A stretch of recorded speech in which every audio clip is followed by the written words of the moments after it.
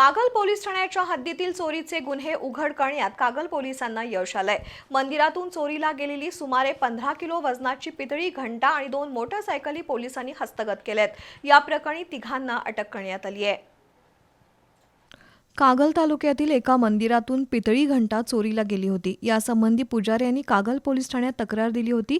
Police निरीक्षक गंगाधर घावटे यांच्या मार्गदर्शनाखाली गुन्हे प्रकटीकरण पथकानं सीसीटीव्ही फुटेजच्या आधारे तपास केला। गोपनीय माहितीच्या आधारे कागल बेघर वसाहतीमधील दीपक उर्फ सागर चव्हाण, मुळशिंगीतील राम उर्फ लखन हिंदूराव गायकवाड आणि बेघर वसाहतीमधील संदीप बंडू चव्हाण यांना संशयावरून ताब्यात घेण्यात आलंय। अधिक चौकशीत मंदिरातील घंटा चोरी केल्याची कबुली त्या तिघांनी दिली। त्यांच्याकडून 15 किलो वजनाची पितळी घंटा हस्तगत करण्यात आली आहे। या तिघांकडून चोरीच्या 2 मोटरसायकली जप्त केल्यात। पोलीस निरीक्षक गंगाधर घावटे, फौजदार बिराप्पा कोचरगी, प्रशांत माने आणि गुन्हे प्रकटीकरण पथकातील कर्मचाऱ्यांनी ही कारवाई केली।